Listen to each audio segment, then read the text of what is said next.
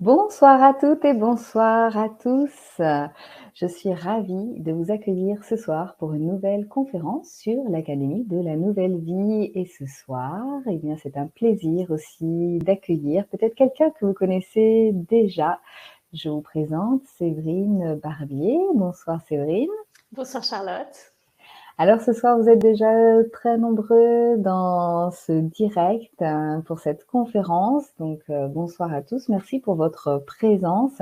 Merci pour votre présence d'un peu partout en France, de Bretagne, de Brive, c'est de Lorraine. C'est toujours sympa aussi de voir un peu eh bien d'où les personnes arrivent. Et donc ce soir, ou peut-être en journée si vous regardez ce replay qui sera disponible d'ici 24 à 48 heures sur la chaîne YouTube ou sur le site de l'Académie de la Nouvelle Vie, eh bien, nous allons parler de transpersonnel, d'hypnose transpersonnelle, c'est-à-dire des vies antérieures et de la conscience supérieure. Alors nous allons parler d'hypnose, oui, mais d'une hypnose bien particulière, une hypnose fondée justement par Séverine Barbier, ici présente, et c'est une hypnose en fait spirituelle régressive. Elle va nous expliquer durant cette conférence justement qu'est-ce que c'est que cette hypnose régressive, vu que on peut régresser en hypnose, c'est-à-dire revenir comme si on revenait en arrière dans la vie actuelle. Et puis, on peut aussi aller explorer des vies qu'on dit antérieures. Elle nous dira un peu plus justement sur ces vies antérieures et comment on y va en hypnose. On va pouvoir aussi, eh bien, avec cette hypnose transpersonnelle, voir comment ça se passe au niveau du contact avec les défunts et de la communication avec la conscience supérieure. Et cette technique qu'elle a mis en place, eh bien, elle permet de libérer tout ce qui entrave votre évolution. L'hypnose transpersonnelle est une pratique de choix pour vous, peut-être, en tout cas pour ceux et celles qui souhaitent des changements durables dans leur quotidien. Cette hypnose vous aide à comprendre votre chemin de vie et permet une reconnexion spirituelle qui vous permet de mieux appréhender votre lien avec l'univers. Alors, qu'est-ce qu'on va voir ce soir dans la conférence? Eh bien, justement, Séverine va nous expliquer comment se passe finalement une séance d'hypnose transpersonnelle. Elle va revenir justement sur ses vies antérieures, sur l'intérêt d'aller aussi dans ce passé, et puis justement, elle va nous expliquer eh bien, que ces séances vont nous permettre de découvrir l'origine de nos problèmes de santé et de les soulager, vont nous permettre aussi de dépasser nos blocages, nos troubles, nos phobies, vont nous permettre aussi de comprendre et de nous libérer des chemins relationnels de notre vie personnelle et familiale. Elles vont nous permettre, ces séances d'hypnose transpersonnelle, d'obtenir des soins énergétiques et puis des réponses aussi aux questionnements spirituels et à nos questions spirituelles que nous pouvons avoir. Donc, elle va nous expliquer eh bien, comment cela est possible avec cette hypnose. Alors, Séverine, nous sommes ravis de l'accueillir ce soir parce que, eh bien, elle a créé justement cette hypnose transpersonnelle et puis elle est aussi psychopraticienne en maïesthésie. Je ne sais pas si je prononce très Très bien. bien. J'ai quelques notions là-dedans, mais peut-être que tu pourrais nous en dire davantage, Séverine, si tu es d'accord, sur qui tu es, un peu ton parcours avant de commencer la conférence. Et puis, si vous, en direct, vous avez des questions, vous pouvez dès à présent les noter dans le chat et je les relayerai dès que possible à Séverine. Voilà, je te laisse la parole. Merci beaucoup Charlotte. Déjà, c'est très bien résumé, effectivement, tout ce qu'est l'hypnose transpersonnelle. Alors, deux, trois mots du coup sur mon parcours. Alors, j'étais pas du tout, comme beaucoup, j'imagine, de praticiens, de thérapeutes. Initialement, pas du tout dans ce domaine, hein, ni dans la thérapie, ni dans l'hypnose. J'étais plutôt cadre dirigeante dans l'enseignement supérieur privé, donc je dirigeais des universités, rien à voir. Et voilà, la vie a fait que j'ai perdu un être qui m'était très cher. Et forcément, comme tout proche, quand ça nous affecte beaucoup, hein, et c'est souvent le cas avec les grands éveils spirituels, sont souvent la maladie, les décès, ce genre de choses. Bah, moi, c'est vrai que le décès de cet être m'a profondément affectée, et j'ai commencé à me poser des questions sur est-ce que j'ai l'expérience des phénomènes, j'ai envie de dire, spirituels qui me sont arrivés, c'est-à-dire que j'ai fait une expérience de mort imminente sans accident. Je me suis simplement endormie pour une sieste. On m'avait dit qu'on avait des guides spirituels, c'est un concept que je ne connaissais pas à l'époque. Et en me demandant, du coup, une amie m'a dit, mais tu peux leur parler à ces guides, et je leur ai parlé avant d'aller faire cette sieste-là, et je me suis réveillée dans ce fameux tunnel avec cette fameuse lumière blanche. Et je sais pas ce qui s'est passé dans ce tunnel, mais quand je suis revenue, parce que les seuls souvenirs qui m'en restent, c'est vraiment le fait que c'était neutre. J'avais pas vraiment d'émotionnel humain, ni envie, ni peur, ni rien du tout. Et quand je suis revenue, j'avais mes réponses, en tout cas, j'avais la foi, voilà. Une foi non affiliée à la religion, hein, une foi non dogmatique. C'était vraiment pour moi plus une foi qu'il existait quelque chose après la vie, et que du coup, j'allais revoir cet être-là. Et à partir de ce moment-là, je me suis mis en chemin. Ça a été vraiment une quête de plusieurs années. Et quand j'ai finalement compris que la vie après la mort existait, quand je me suis sentie mieux par rapport à ce départ, par rapport à ce décès, j'ai senti que je devais rendre aussi tout ça, que tout ce que j'avais compris, je devais pouvoir aussi le rendre sur des personnes qui n'en étaient pas là, qui elles-mêmes vivaient des choses difficiles. Et je suis tombée à ce moment-là sur le livre de Dolores Cannon. Et je me suis formée, je me suis lancée. Ça a très très vite fonctionné, comme souvent quand on est un peu aligné avec son chemin, avec qui on est. C'était la première fois de ma vie que je ressentais un tel alignement entre qui j'étais, mon être, ma personnalité, mais même entre ma vie privée et ma vie professionnelle. Vraiment, tout s'alignait. Mais j'étais un peu frustrée quand même parce que c'était facile dans le sens où je trouvais ça fluide, mais je subissais beaucoup d'échecs encore dans mes séances à cette époque, parce que je me rendais compte que je n'étais pas suffisamment ni expérimentée, ça c'est évident quand on débute, mais même formée en fait. Je découvrais qu'il y avait des notions qui n'existaient pas dans les premières formations que j'ai faites, et surtout, en l'occurrence, la libération de défunts, l'hypnose tout simplement, parce qu'en fait, je me suis aperçue que j'étais pas formée à l'hypnose, mais que c'était plus des méditations guidées que de l'hypnose. Et surtout, la psychologie. On rencontre beaucoup d'êtres qui sont traumatisés. Il faut savoir les entendre, les accueillir d'abord, puis les écouter, les entendre. Et c'est pourquoi je me suis formée à la maïesthésie, qui est une approche de psychologie transpersonnelle, elle aussi, puisqu'effectivement, grâce à la maïesthésie, on peut aller voir, on fait beaucoup de transgénérationnel, mais on peut aussi aller parler à des consciences collectives, à parfois même, grâce à cette approche, à des êtres qui appartiennent à d'autres vies, d'autres de nos vies. Donc voilà, et ce mélange un peu de tout ça, ces hypnoses, ces différentes techniques d'hypnose que j'ai appris, c'est la psychologie, la libération de défunts, fait qu'à un moment, sans que je le veuille vraiment, ça a créé quelque chose, ça a créé une approche en soi, une approche à part entière. Et j'ai commencé à être contactée du coup par des praticiens en hypnose spirituelle qui voulaient faire ce que je faisais, la façon dont je faisais. Et tout doucement est venue l'idée de l'hypnose transpersonnelle, aussi sans être thérapeute, sans être dans la thérapie, sans être même hypnotiseur, vraiment dès le début, et se dire ok, je fais cette formation, et je peux enfin ensuite me lancer. Ce que je dis souvent à mes stagiaires, c'est que je leur donne tout ce que je fais. C'est peut-être pas tout ce qui existe, mais c'est tout ce que je fais. Ce que je ne peux pas donner, c'est l'expérience. Donc voilà un peu comment j'en suis venue à élaborer l'hypnose transpersonnelle, et un peu l'origine du coup de cette approche. Et voilà, je sais pas si tu veux que je parle un peu plus de ce qu'est l'hypnose transpersonnelle. Oui. Il y a notamment aussi quelques questions. Avec plaisir. Alors, voilà. Justement, Nadine pose la question de l'hypnose transpersonnelle, si ça peut guérir justement des maux du corps, et notamment des sinusites à répétition. Alors peut-être que tu vas venir un peu plus là-dessus, parce que tu vas sûrement parler des bénéfices des séances. Mais justement, qu'est-ce que c'est que l'hypnose transpersonnelle? À quoi ça sert? Comment ça se passe? Dans quelle situation, etc.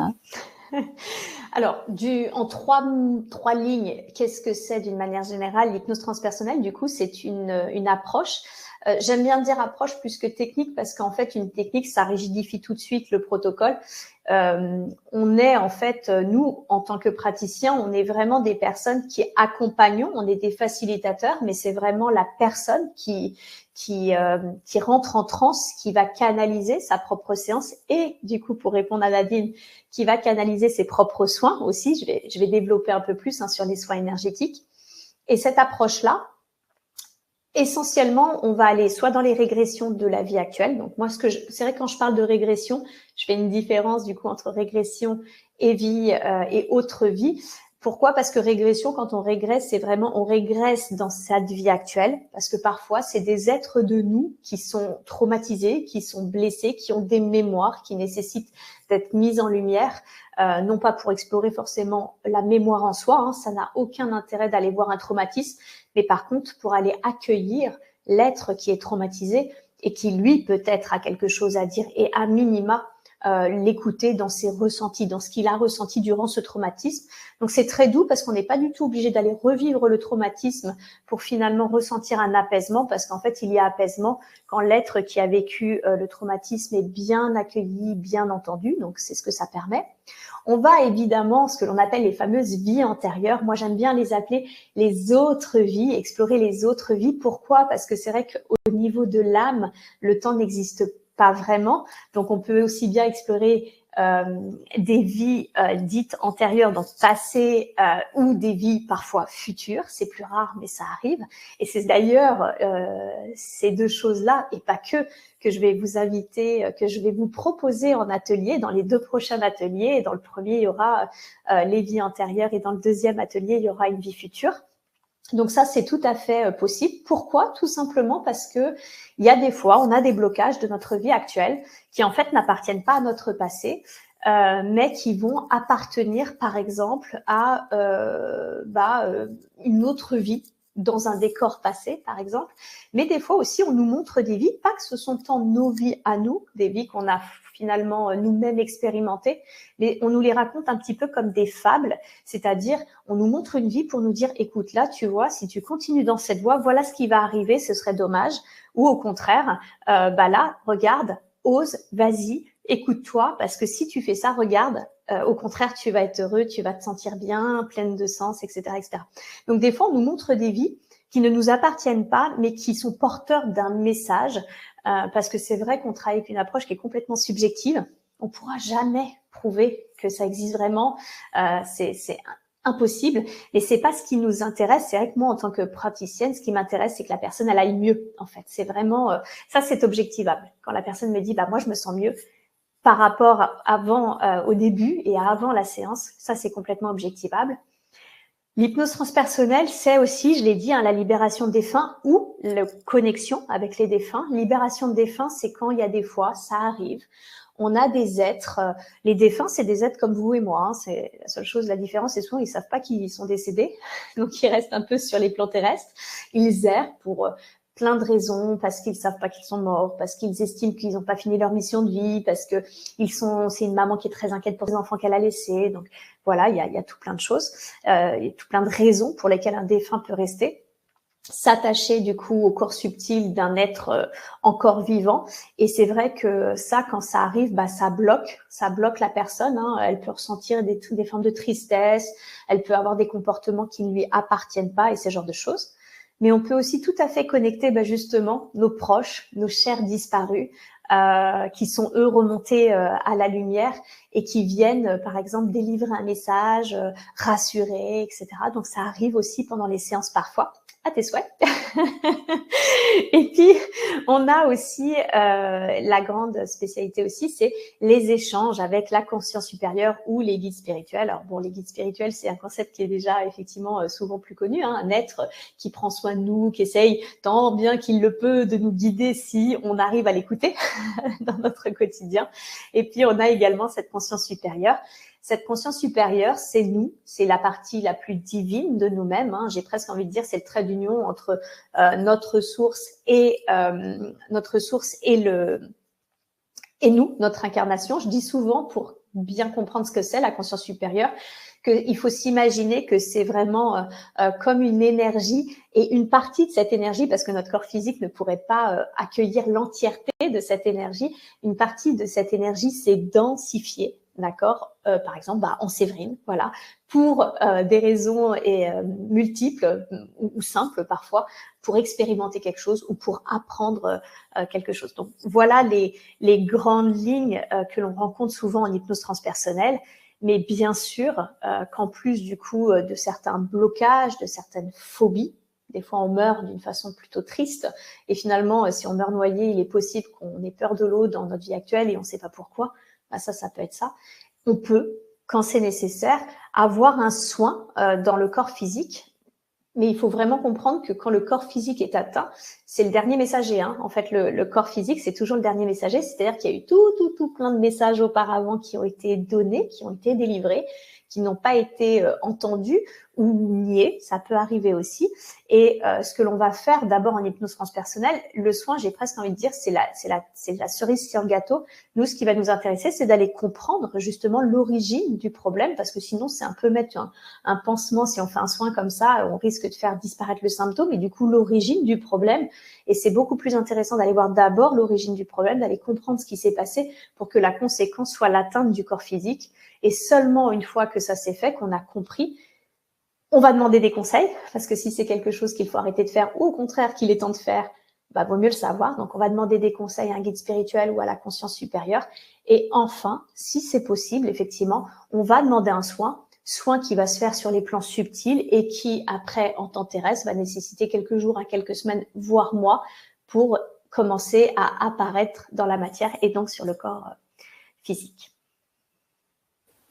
Merci. Alors, il y avait une autre question, notamment d'Isha. Est-ce que l'on peut annuler des promesses faites dans nos vies, dans nos autres vies? Est-ce qu'on peut annuler, par exemple, des sorts négatifs faits contre nous? Est-ce qu'on peut les déceler?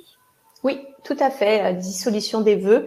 Ça arrive beaucoup. C'est vrai que alors les sorts, c'est encore quelque chose à part parce que c'est souvent des attaques psychiques. D'accord, les sorts sont souvent des attaques psychiques, c'est-à-dire qu'une autre personne, soit par elle-même, soit à la demande de quelqu'un d'autre, a généré une énergie, une attaque psychique sur nous. Donc ça, effectivement, on va déjà encore une fois, hein, c'est toujours le même processus, l'origine, le pourquoi, le comment, le conseil et éventuellement en dernier lieu un soin, si c'est possible, si c'est nécessaire. C'est possible, c'est tout à fait possible. Après, ça dépend aussi quand même la puissance des sorts, la puissance aussi parfois même des défunts, ou enfin des fois c'est des défunts, mais des fois c'est ce qu'on appelle aussi un peu entité. L'hypnose transpersonnelle va pouvoir gérer ça, mais par exemple si c'est une entité ou si c'est de la magie noire d'une manière XXL, là, je vous invite à aller voir ce qu'on appelle des exorciseurs. C'est un métier à part entière. Et il y a un moment, il faut aussi être très honnête sur les capacités et les limites de chacun. Mais c'est les sorts, d'une manière générale, oui, ça arrive très souvent. Et puis, par contre, après les vœux, parce que ça, c'est encore autre chose, bah, c'est vrai que si vous avez, je sais pas, par exemple, vous avez des difficultés dans votre vie sexuelle, avec l'argent, avec, enfin voilà, hein, un peu tout ce genre-là, bah ce serait pas délirant d'aller voir si effectivement il n'y a pas une vie de prêtre, ou en tout cas où il y a peut-être justement des vœux d'obédience, de chasteté, de pauvreté, etc. Faut savoir qu'en fait un vœu, qu'est-ce que c'est? C'est un ancrage, hein, c'est-à-dire que vous avez prononcé avec dans une autre vie avec ferveur, donc avec beaucoup d'émotion et avec une grande intention un vœu. Ça a créé un ancrage et en fait, l'ancrage est tellement puissant à ce moment-là qu'il est reporté dans d'autres vies. Voilà. Donc, c'est tout à fait possible, effectivement, d'aller rompre ses vœux. Voilà. C'est possible. Merci, Céline. Alors, justement, tu parlais tout à l'heure des problèmes de santé. Il y a Marie qui demande, est-ce efficace pour les problèmes de sommeil? Alors le sommeil, souvent, oui, bien sûr. En fait, encore une fois, le sommeil, ça peut être tellement de choses. Des fois, les personnes me parlent d'une problématique de santé, mais moi, mon expérience fait que la même problématique de santé, parfois, c'est 3 choses différentes selon les 3 personnes différentes. Donc le sommeil, par exemple, ça peut être une hypervigilance. Ok, moi, avant le sommeil, avant de régler le sommeil, ce que je veux savoir, c'est l'origine de ce problème de sommeil. Si c'est une hypervigilance, est-ce qu'il s'est passé quelque chose dans la vie de la personne qui fait qu'à un moment, elle a dû rester en hypervigilance? Est-ce qu'il y a une croyance qui fait que à chaque nouvelle journée, on se dit, oh là là, demain ça va être pire, donc je ne dors plus. Comme ça, il n'y a pas de demain, il n'y a pas de transition. Mais ça peut être également dans une autre vie, par exemple, où quelqu'un s'est fait attaquer en pleine nuit et a perdu la vie ou a subi un traumatisme à ce moment-là. Ça peut être plein de raisons, en fait, le sommeil. Donc, bien sûr que c'est tout à fait traitable, mais par contre, on va aller d'abord voir quelle est l'origine de ce problème de sommeil. D'une manière générale, les gens qui viennent me voir, souvent on me dit, mais l'hypnose transpersonnelle, pourquoi? Pour plein de choses. C'est ça qui est assez magique, c'est que ça fait vraiment des années que je fais ça. J'ai accompagné des centaines et des centaines de séances et honnêtement, je suis toujours, même encore aujourd'hui, en train d'apprendre, en train de découvrir que cette approche est capable de traiter certaines choses que je ne savais pas encore il y a quelques années. Et c'est avant tout une hypnose de sens. L'hypnose transpersonnelle, c'est vrai que la première chose que les personnes veulent savoir, c'est qu'est-ce que je suis venue foutre ici? C'est pourquoi je me suis incarnée sur Terre. Quel est le sens de ma vie? Quel est le but de cette incarnation? Est-ce que j'ai une mission? Est-ce que j'ai un apprentissage? Est-ce que j'ai les deux? Parce que des fois, il y a des personnes qui ont les deux. Donc, c'est vrai que vraiment, elles sont en mode, OK, quelle est la raison pour laquelle j'ai décidé de m'incarner là? Ça, c'est souvent la première grande question. De fait, découle très souvent, mais pas toujours, la question du professionnel, c'est-à-dire, et surtout maintenant, où là, on vit un grand éveil quand même mondial depuis plusieurs années, mais qui s'est renforcé très fortement suite au Covid, merci. Ça a eu cet effet-là d'éveiller beaucoup de conscience. Je le vois bien, les gens veulent s'aligner en fait avec qui ils sont ou qui ils sont en train de reconnecter et leur activité par ailleurs. C'est vrai qu'on passe beaucoup de temps au boulot et de fait, souvent, ils nous parlent de reconversion où ils se demandent s'ils peuvent faire ci, s'ils peuvent faire ça, s'ils en ont les compétences, les capacités. Donc, on peut avoir ce genre de questions. Est-ce que oui ou non, je dois quitter mon job? Est-ce que quel domaine m'est conseillé? Est-ce que, tiens, je viens de suivre une formation. Est-ce que, par exemple, la formation hypnose transpersonnelle, elle est faite pour moi? Vraiment, tout ça vient de fait aussi les capacités, parce que quand on commence à s'intéresser à l'hypnose transpersonnelle, c'est quand même généralement qu'on a un petit chemin, au moins à minima, de développement personnel, voire souvent spirituel. Et quand on a un chemin de développement spirituel, on peut commencer à parler de capacités. Est-ce que je suis très intuitif? Est-ce que je suis dans le ressenti? Est-ce que j'ai de la clairvoyance, de la clairaudience? Ok, si j'ai ça, est-ce que c'est pour moi? C'est pour mes proches? Est-ce que je dois en faire quelque chose? Donc tout ça, on va pouvoir en discuter, voire même parfois déployer certaines capacités. J'ai déjà vu, là, on est en train de nettoyer son canal médiumnique, comme ça, sa connexion sera plus fluide, etc., etc. La chose le soin le plus impressionnant que j'avais eu en termes de déploiement de capacité, c'était avec mon ex-mari où il voulait récupérer l'anglais et en fait, ils lui ont fait un soin, pas du tout pour récupérer l'anglais, mais pour qu'il devienne un excellent formateur parce qu'il allait lui-même former du coup, c'est un médium, donc il allait former d'autres êtres, d'autres personnes à devenir médium, à déployer aussi leurs propres capacités. Et en fait, il voulait qu'il soit un très bon pédagogue et il m'a dit, j'ai littéralement ressenti une restructuration neuronale en fait. Le soin, ça a été le soin le plus long que j'ai jamais vu parce que ça a été 10 minutes de silence complet et il sentait cette restructuration neuronale, donc ça c'était assez impressionnant. On va avoir également forcément les liens, les relations. On veut savoir qui est son ou sa chérie. Est-ce que j'ai un lien d'âme? Quel est-il? Quel est mon contrat? Parce que quand ça fait 20 ans qu'on est avec quelqu'un, croyez-moi, il y a un contrat. Alors, un contrat de soutien, un contrat de se faire travailler, une régulation karmique, mais en tout cas, clairement, il y a quelque chose à travailler ou à aller voir ou de soutien, etc., etc. Avec les enfants aussi, il y a une raison pour laquelle on s'est choisi ses parents ou ses enfants. Et de fait, idem pour la famille. Qu'est-ce qui fait que je me suis incarnée dans cette famille? Souvent, on est un peu aux opposés, c'est-à-dire qu'on arrive souvent dans une famille un peu à l'opposé finalement de ce que l'on a à apprendre, un peu à l'opposé finalement de ce que l'on a à faire, d'accord? Donc, il est fort probable que si vous êtes arrivé dans une famille sans amour, vous deviez reconnecter l'amour. Dans votre vie, ce qui est peut-être important pour vous aujourd'hui, c'est justement de reconnecter le cœur, de reconnecter l'amour, etc., etc. Si vous êtes quelqu'un de très seul, peut-être que vous étiez très seul parce qu'enfant unique, peut-être qu'aujourd'hui, tout votre challenge va être justement d'oser aller vers l'autre, etc., etc. Donc souvent, j'ai remarqué que c'était un petit peu aux opposés, aux antipodes, mais c'était même les familles les plus difficiles, parfois pour des raisons karmiques, mais le plus souvent, c'est au contraire pour aller dépasser quelque chose, pour aller à l'opposé des raisons pour lesquelles, enfin de ce que l'on a vécu au sein de cette famille. Si c'est pas clair, je pense pour tout le monde, le karma, c'est vraiment ni bien ni mauvais. C'est comme quelque chose, c'est très mécanique, c'est-à-dire que c'est un peu comme une balance, on met des poids d'un côté, à un moment il va falloir mettre des poids de l'autre pour que ça se rééquilibre. Donc voilà ce que j'entends par relation karmique. Si les âmes évoluent comme ça, souvent par cycle, on va aller expérimenter des cycles de plein de choses, des cycles d'argent par exemple. Il y a des vies où on n'en aura pas du tout, des vies où on va être millionnaire et puis on va aller voir toute forme de l'énergie argent tout autour de ces différents cycles de vie. Qu'est-ce qu'on peut voir d'autre? C'est déjà pas mal, certainement que j'en oublie. Sacha nous parle aussi de problèmes de compulsion sur la nourriture, donc je pense que ça rejoint ce que tu disais pour le sommeil et pour les autres troubles. Finalement, c'est d'aller voir l'origine et puis après de se laisser porter aussi par la marche à suivre, ce qui est éclairé et éventuellement un soin énergétique par la suite, c'est ça?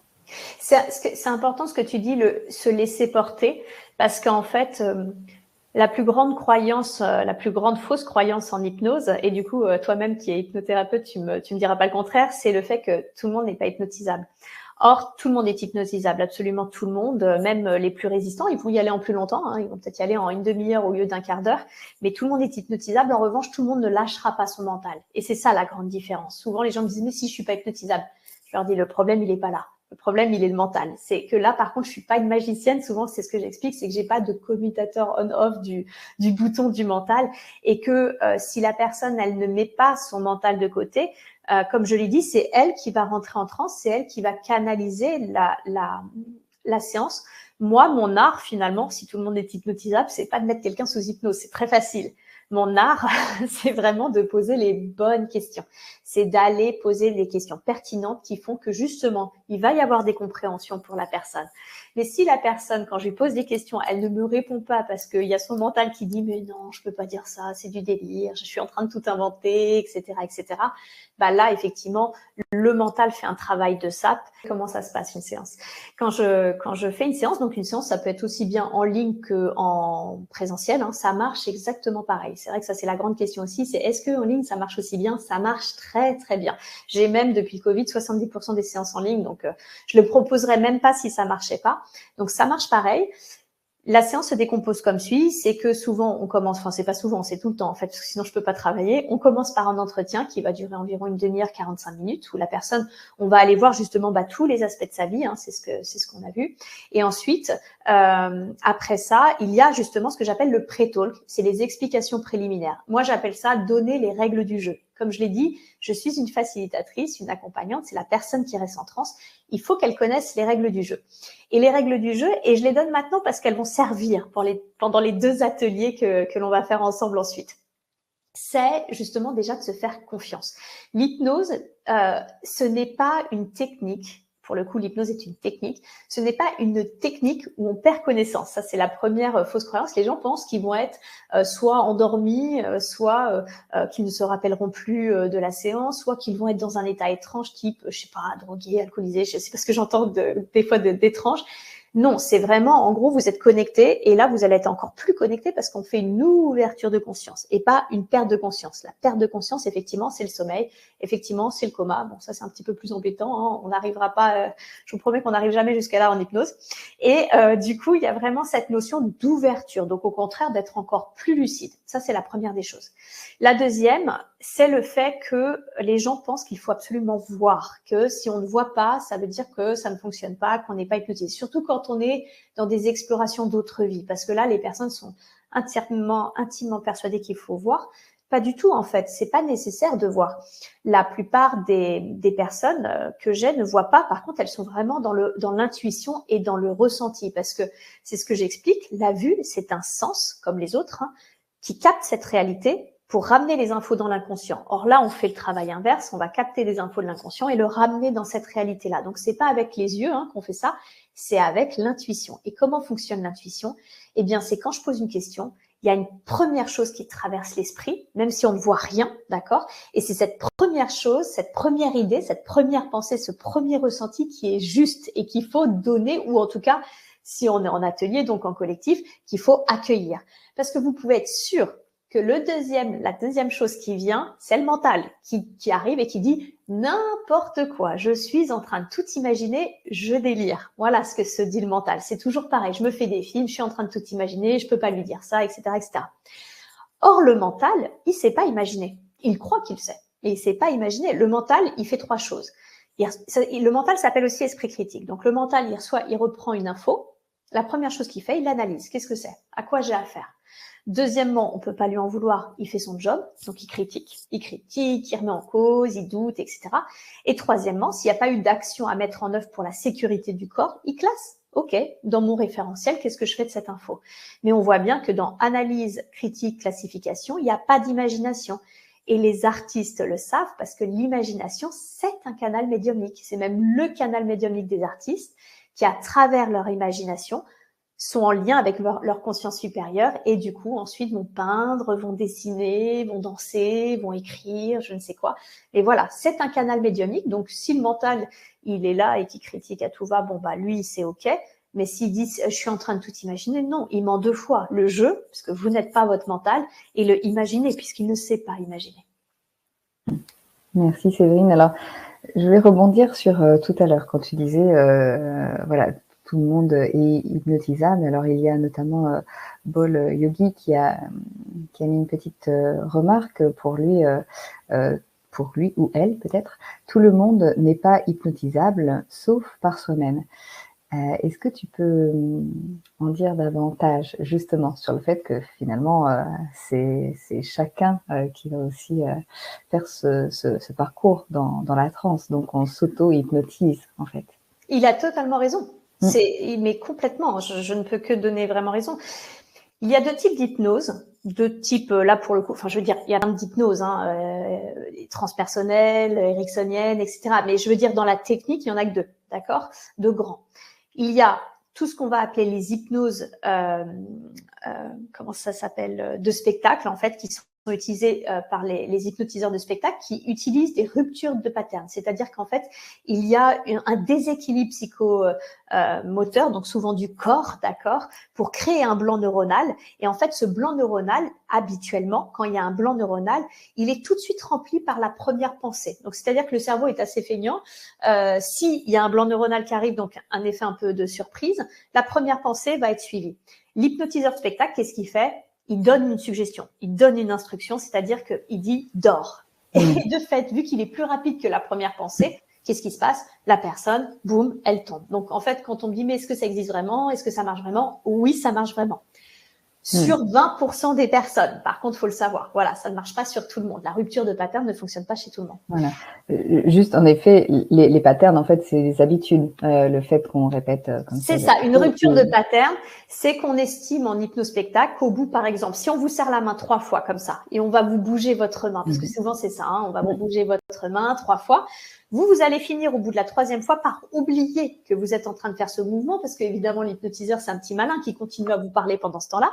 Donc, vous êtes en train d'oublier cette pattern, cette nouvelle pattern qui est en train de mise en place, et d'un seul coup, il rompt la pattern en tirant, par exemple, d'un petit coup sec sur le bras. Ça vous surprend, ça crée un blanc neuronal qui est rempli par l'instruction de l'hypnotiseur qui est souvent d'or. D'accord? Donc ça, en l'occurrence, avec plaisir. Merci à toi, parce que c'est vrai que j'avais pas, comme si tout le monde connaissait la pattern. C'est en effet l'hypnose de spectacle. Exactement. Donc ça, ce type d'hypnose, c'est la personne, c'est en l'occurrence l'opérateur, l'hypnotiseur, qui met en transe effectivement pour le coup le spectateur ou la personne qui a chopé dans la rue. Ça arrive aussi. Et on a ensuite tous les autres types d'hypnose qui sont classifiés dans les hypnoses type ericksonienne, c'est-à-dire où là, c'est la personne qui va rentrer dans son auto-transe. Et en fait, qu'est-ce qui se passe? L'accompagnateur, et c'est bien pour ça que je dis que je suis une facilitatrice, va donner des instructions, va donner des suggestions comme un GPS que le consultant accepte de suivre comme vous acceptez de suivre votre GPS. D'accord? Donc, vous faites confiance à vos GPS pour vous emmener à bon port. Bah là, c'est exactement pareil. Il faut faire confiance à votre praticien pour vous amener à bon port, c'est-à-dire en état de transe. Mais si vous, à un moment, vous avez décidé de tourner à gauche au lieu de droite, bon, bah, c'est sûr que ça va devenir difficile d'arriver à bon port. Ça, je dis pas impossible, mais ça va être un peu plus long et c'est pour ça que ça nécessite un peu de concentration et puis, bah, à minima de vouloir être hypnotisé. Donc, tout le monde est hypnotisable. Pourquoi? Et c'est peut-être important que je le précise parce que dans votre état d'éveil normal, ce qu'on appelle l'état bêta, d'accord? Donc, essayez d'imaginer une flèche ascendante, d'accord? Et en diagonale. Voilà, exactement comme ça. Ici, on est en bêta. Nous, maintenant, état d'éveil normal. Ici, on est en delta, le dodo. C'est là où on est dans un état où effectivement on est en perte de conscience, ok? Eh bien entre le bêta et le delta, il y a deux états. Je généralise, hein, mais parce qu'il y en a plusieurs, mais il y a deux états. Il y a le alpha, état de transe le plus léger, et il y a le theta, état de transe profonde. Pourquoi on est tout hypnotisé? Parce qu'il y a un moment, même si on a des problèmes de sommeil, on dort, on finit quand même par dormir. Donc en fait, on est obligé de passer par ces états alpha et theta.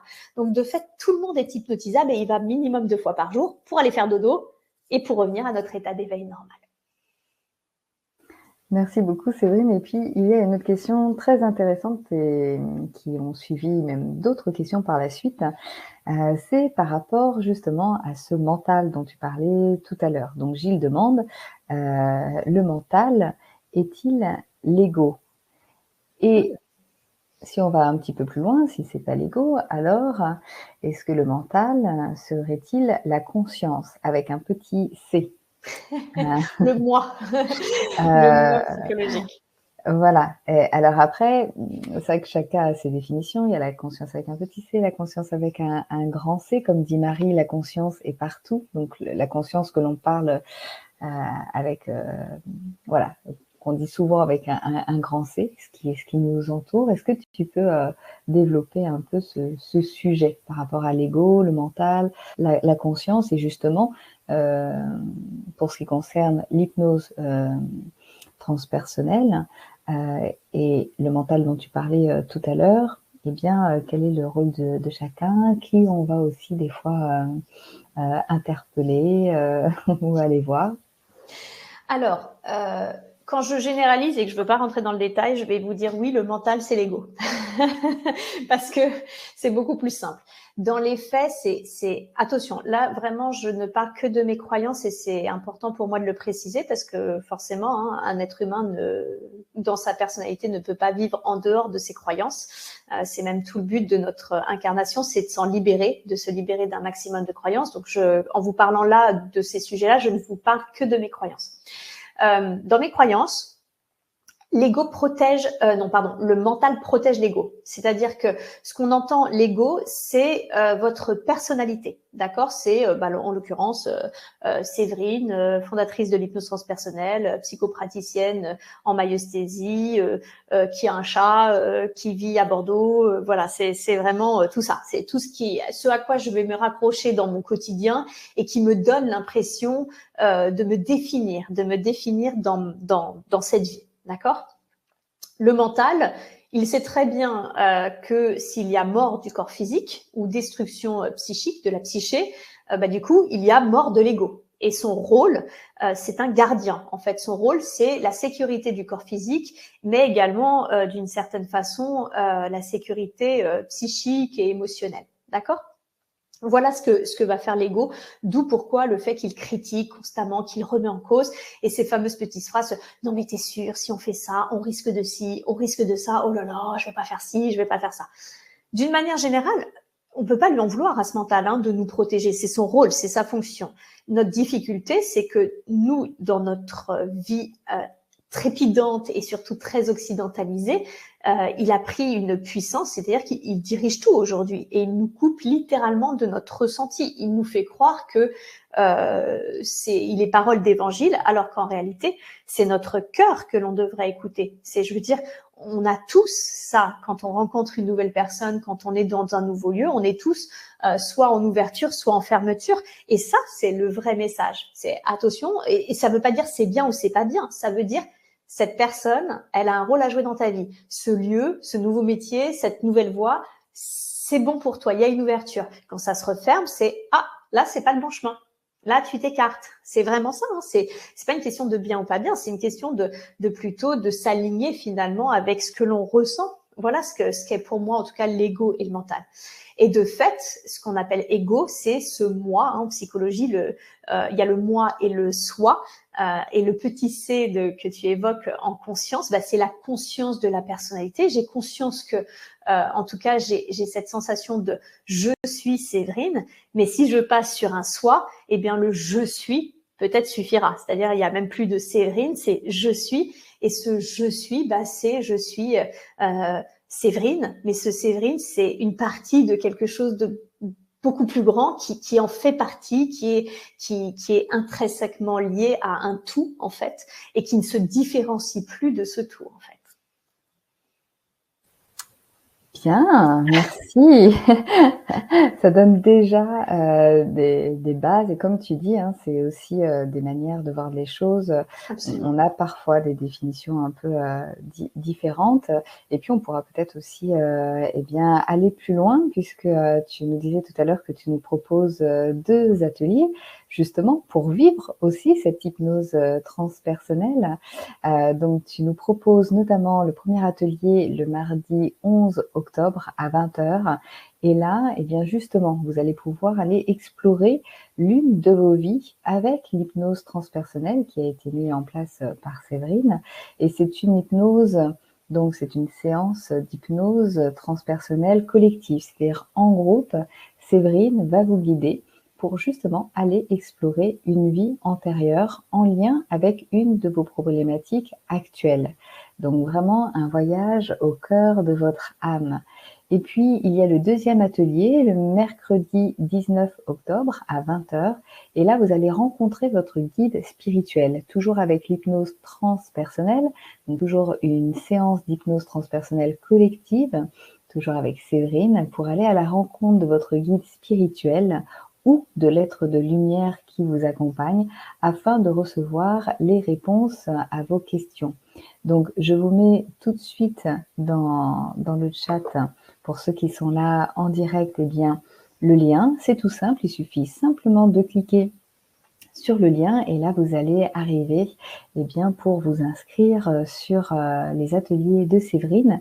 Et pour les personnes là qui vont regarder et qui regardent là en replay, alors sur YouTube, vous allez regarder dans le descriptif, il y a le lien pour vous inscrire aux ateliers de Séverine.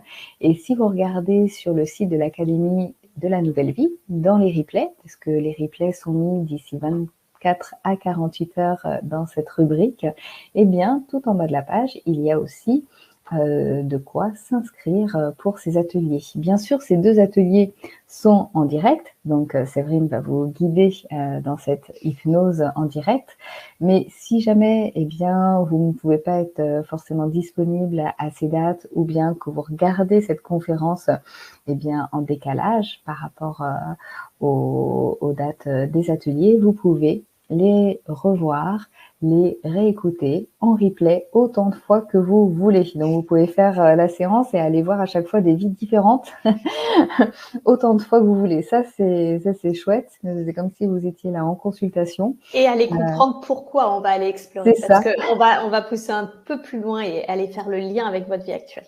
Ouais. Donc là, vous allez aller pouvoir faire ça pour différentes problématiques et différentes vies autant de fois que vous le souhaitez. Et donc, vous avez 2 possibilités. La première offre où vous allez sur votre espace personnel sur l'Académie de la Nouvelle Vie et vous regardez autant de fois que vous voulez et vous participez bien sûr au direct si vous le souhaitez par rapport à ces 2 ateliers. Et puis, la deuxième offre, là, vous pouvez télécharger les fichiers vidéo MP3 pour du coup les consulter et les écouter en dehors de la connexion Internet. Alors, Séverine, est-ce que tu peux nous en dire davantage sur ce qui va se passer justement pendant ces 2 ateliers ? Bien sûr.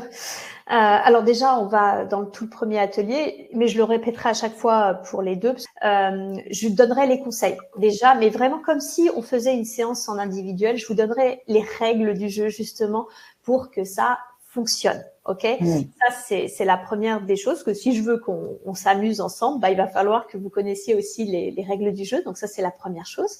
La deuxième, on fera très certainement un tout petit exercice de visualisation, même si j'insiste, ce n'est pas nécessaire. De voir, de visualiser, ce n'est pas nécessaire. Mais beaucoup de personnes pensent qu'elles ne savent pas visualiser. En réalité, si, elles savent le faire, mais elles ont des croyances sur ce qu'est visualiser. Donc, on fera dans chaque atelier un petit exercice à chaque fois de visualisation pour montrer, qui sera différent dans les ateliers, pour montrer justement finalement ce que c'est que visualiser et à quel point c'est facile de commencer à reconnecter très facilement des informations. Dans le premier atelier, on va, ce que l'on appelle plus communément, aller visiter une vie dite antérieure, c'est-à-dire avec un décor effectivement du passé, et on va aller explorer cette vie, d'accord? Alors oui, bien sûr, c'est toujours moins profond que dans une séance individuelle, on est bien d'accord, mais vous allez être surpris, vraiment très surpris déjà des informations que l'on peut capter et surtout le lien, parce que évidemment, après cette exploration-là, on va demander le lien avec votre vie actuelle, on va demander, parce que si on vous montre ça, il y a une raison, il y a forcément une raison. Et nous, on va aller voir cette raison, on va l'explorer et on va aller voir la raison pour laquelle on vous montre justement cette autre vie. Ça, c'est la première des choses. Important, petit point de détail qu'on me demande souvent, on ne vous montrera jamais rien que vous n'êtes pas prêt d'intégrer. Ça peut être bouleversant, il peut y avoir quelques larmes, mais si on vous montre quelque chose, si on vous donne une information, c'est que vous avez la capacité d'intégrer cette information. C'est que c'est le moment pour vous, au contraire, de travailler sur vous et sur ça. Travailler sur soi, parfois c'est inconfortable. Ça peut être remuant émotionnellement, mais vous en avez la capacité, sinon tout simplement vous n'aurez pas accès à l'information. C'est aussi simple que ça.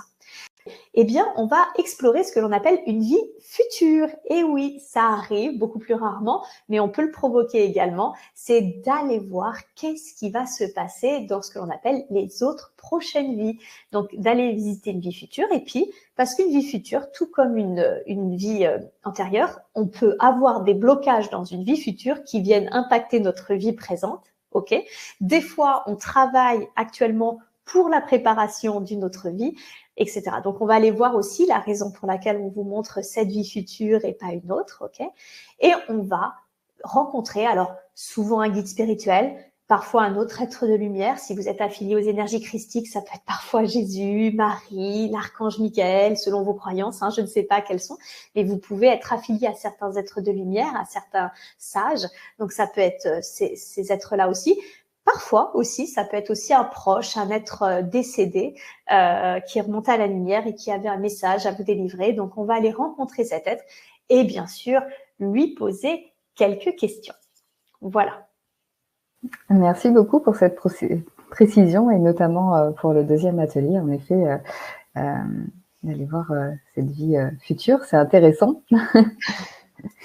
Et justement, en fait, Maryse posait une question. Alors, je ne sais pas ce qu'elle veut dire derrière, mais et si l'on n'arrive pas à pouvoir se connecter suite à l'hypnose, peut-être à aboutir. Voilà. Voilà. Alors ça c'est une vraie question. En collectif, je vais être très honnête avec vous, j'aurais pas d'autres conseils à vous donner que réessayer si vous prenez les ateliers, réessayez-les encore. Une fois, deux fois, trois fois. Parce qu'il y a vraiment, c'est l'avantage en plus, vous les avez en replay. Donc du coup, c'est vraiment de réessayer parce qu'il y a quand même une forme aussi il peut y avoir un facteur d'apprentissage qui est parfois nécessaire chez certaines personnes. Et puis, peut-être essayer à différentes heures. Parce que des fois, vous me dites, oui, je me suis endormie. Bah oui, c'est sûr, si vous l'avez fait à 22 heures, après une journée où vous êtes bien fatigué, vous pouvez être sûr, comme je l'ai dit, la transe, c'est entre l'éveil et le sommeil. Donc, s'il y a personne pour vous faire parler, vous allez, à mon avis, tout droit vers le sommeil, en fait. Et là, c'est vraiment l'avantage de pouvoir regarder en replay, donc à l'heure qui nous convient. Et ce qui est intéressant, c'est même de pouvoir regarder en replay, par exemple, le premier atelier, et puis de venir au deuxième et de poser les questions aussi en direct si besoin. C'est ça. Donc ça, déjà, effectivement, c'est vraiment parce que je pourrais prendre un temps, effectivement, pour répondre à ces questions. Donc, c'est de réessayer. Après, par contre, le collectif, c'est ce que j'expliquais, à ses limites. Et quand je suis en séance individuelle, je suis à côté de vous, ou en tout cas en ligne. Donc, en fait, si vous n'êtes pas visuel, je vais poser des questions sous forme de ressenti, d'aller voir les ressentis ou la clairaudience, ou en tout cas d'aller explorer finalement tous les sens qui sont possibles au cours d'une séance. Chose que je ne peux pas faire en collectif, hein, soyons très clairs là-dessus. C'est pas possible pour moi du coup de vous d'interroger 100 personnes. Ce serait d'ailleurs du grand n'importe quoi. Donc ça ne veut pas dire, et d'ailleurs c'est important de le savoir, ça ne veut pas dire que si ça ne fonctionne pas que vous n'êtes pas hypnotisable, puisque je le répète, tout le monde l'est. Ça veut juste dire que peut-être que vous, votre modalité, elle est plus subtile, elle est plus dans le ressenti, etc., et qu'elle nécessiterait du coup un accompagnement individuel. D'ailleurs, dans mes séances, si je dois être très honnête, il y a des personnes, elles savent, hein, c'est des ultra contrôlantes, ultra analytiques, et quand elles veulent quand même une séance d'hypnose transpersonnelle, donc elles choisissent ce qu'on appelle un surrogate. Un surrogate, c'est une personne qui est médium, que je mets en transe à la place du consultant qui a demandé la séance, et en fait, il canalise la séance pour la personne qui est très mentale, très analytique, etc. Donc, c'est vrai qu'il y a même dans mon quotidien cette possibilité de session en surrogate pour les gens qui vraiment savent qu'ils ne lâchent pas du tout le mental. Mais c'est vrai que c'est expérientiel quand même, l'hypnose transpersonnelle. Donc moi, j'aime quand même bien que les personnes essayent par elles-mêmes. Et le collectif, c'est vraiment l'avantage et la possibilité de pouvoir tester dans le confort de chez vous ce qu'est une hypnose, une transe, parce que de toute façon, à minima, il se passera jamais rien. C'est-à-dire que ça veut dire que vous allez avoir appréhendé peut-être pour la première fois ce qu'est une transe en conscience, d'aller dans une transe profonde en conscience. Et deux, même si vous pensez qu'il se passe rien, croyez-moi, sur les plans subtils, dès que vous êtes en transe, s'ils ont un moyen de travailler un peu sur vous, ils vont le faire. Ils vont forcément le faire. Donc c'est pour ça, je dis toujours, il se passe jamais rien. Il se passe forcément quelque chose. Et enfin, pour terminer sur ça, de toute façon, croyez-moi, s'il se passe rien, ça veut dire qu'en fait, vous avez un mental très fort. C'est déjà une super info. Ça veut dire que vous savez que très certainement 90% de vos problèmes aujourd'hui, c'est que vous ne lâchez pas prise et que vous devez apprendre à commencer à lâcher et à revenir à l'instant présent, en fait, à ce qui se joue vraiment au présent pour vous. Ok, merci Séverine. Et puis l'avantage, c'est vrai que, eh bien, si jamais vous vous posez des questions, vous avez quelqu'un en effet qui est là pour, pour y répondre. Pareil, pour les personnes qui prendraient ces ateliers par la suite, tu m'arrêtes si je me trompe, mais il y a possibilité aussi par la suite, les personnes auront ton mail, donc éventuellement de t'envoyer un petit mail s'il y a une question suite aux ateliers. Et puis ce qui est intéressant, c'est justement cette phase-là d'apprentissage, en réécoutant, en réexpérimentant, comme tu proposais à différentes heures aussi, c'est une opportunité aussi d'y aller à son rythme. Tout à fait. Et puis parce qu'il y a des gens qui sont plus du matin, d'autres plus du soir. C'est important aussi du matin, ça marche toujours bien parce que généralement on ne tombe pas dans le sommeil tout de suite après s'être réveillé vu qu'on a une bonne nuit. C'est vrai que ceux qui font ça le soir, c'est plus compliqué. Moi, mes séances, par exemple, je les fais toujours le matin parce que je sais que les personnes, elles sont fraîches et dispo, alors que déjà en après-midi, le corps commence à fatiguer. Alors en soirée, c'est vraiment beaucoup plus compliqué parce que les gens sont très fatigués, donc le mental est beaucoup plus présent. Ok, merci. Lise dit merci beaucoup, très intéressant. Ouais, c'est très intéressant en effet, et ça donne envie de découvrir, d'aller plus loin par rapport à la pratique que tu as mis en place, parce qu'en effet, il y a plusieurs courants d'hypnose, et puis il y a surtout notre expérimentation. Et là, ça parle d'hypnose régressive, d'hypnose aussi spirituelle, et avec les différentes aussi facettes que tu as explorées, qui sont mis dedans, pour, je le rappelle, 2 ateliers. Donc le premier, en effet, sur une des vies, une des autres vies, qu'on peut aussi appeler vie antérieure, voilà, ou vie multidimensionnelle ou autre. Après, chacun aura ses termes. Et puis le deuxième, là, c'est pareil, une autre vie, mais plutôt dans le futur. Et puis la rencontre aussi avec le guide ou l'être de lumière pour répondre aussi à vos questions. Donc c'est ouvert à tous, comme disait Séverine, tout le monde est prêt, enfin, et avec capacité, en tout cas, d'aller dans cet état modifié de conscience, cet état de transe, d'aller faire cette découverte en soi.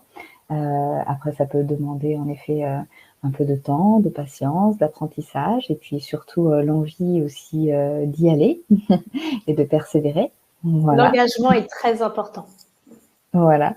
Donc, c'est 2 ateliers très intéressants à expérimenter, et puis aussi à expérimenter en groupe, en fait, de savoir aussi que tout un groupe va ensemble dans un voyage personnel et en même temps dans le même temps. C'est, je trouve, très sympa. Donc, et de pouvoir après échanger par la suite aussi avec les ressentis des autres personnes du groupe. Si ça te va, vu qu'on arrive à la fin de la conférence, je te propose quelques mots pour cette fin, pour conclure. Merci beaucoup, en tout cas, à tous, pour votre présence et pour ces questions très intéressantes et très abouties, vraiment sur la différenciation entre l'ego, le mental, le moi, le soi, conscience avec un petit c, conscience avec un grand C. C'est assez rare que les personnes posent des questions dans ce détail-là, et c'est très agréable. C'était des questions, merci beaucoup, qui m'ont permis d'aller du coup plus loin dans ce que peut proposer cette approche, qui est très riche. Vraiment, je vous le dis, j'ai essayé de balayer les grandes lignes de ce que l'on peut faire et les bénéfices ou les rencontres que l'on peut avoir avec l'hypnose transpersonnelle. Mais en réalité, à chaque fois, je dis toujours que l'hypnose transpersonnelle, c'est une approche hyper consciente, c'est-à-dire qu'on l'on estime dans cette approche que finalement tout a une conscience et que l'on peut aller parler, rencontrer absolument tout, mais tout ce qui se présente à la conscience de la personne, que ça soit un ressenti ou que ça soit une flamme violette ou que ça soit autre chose. Donc, il y a vraiment... je suis toujours assez fascinée par cette approche, et même au cours d'ateliers collectifs, j'ai remarqué que ça pouvait être d'une très très grande richesse. Donc j'espère vous retrouver très prochainement au cours de ces 2 ateliers afin que l'on aille explorer tout ça ensemble et s'amuser ensemble. Merci Séverine, merci à vous tous, merci pour votre présence, merci aussi pour vos questions qu'on a relayées au mieux. Sachez que pendant les ateliers, il y aura des compléments aussi par rapport à ces questions. On pourra aussi aller plus loin et puis surtout expérimenter. Pour information, le replay de cette conférence sera disponible d'ici 24 à 48 heures. Et si vous voulez être informé justement de ces replays, vous pouvez aussi vous abonner sur la chaîne YouTube pour recevoir les notifications et nous suivre sur la chaîne YouTube de l'Académie de la Nouvelle Vie. Voilà, en tout cas, tu as les remerciements de Chantal. Merci beaucoup, c'était passionnant. Merci. Yann, merci beaucoup pour votre intervention. Je ne connaissais pas ce domaine, je ressors éveillée. Merci. Antoine, merci beaucoup pour la profondeur de votre partage. Claudette, merci beaucoup. Merci à vous deux. Et encore et encore. Donc, je vous souhaite en tout cas une très belle continuation à vous tous. Merci encore. Merci beaucoup Séverine pour ce partage de ce que tu as mis en place. Merci. Et puis, hâte de pouvoir expérimenter aussi avec vous tous le 11 octobre et le 19 octobre pour ces 2 ateliers que tu nous proposes. Merci, avec plaisir, et à très vite alors. À très vite, bonne fin de journée, à bientôt. Au revoir. Au revoir.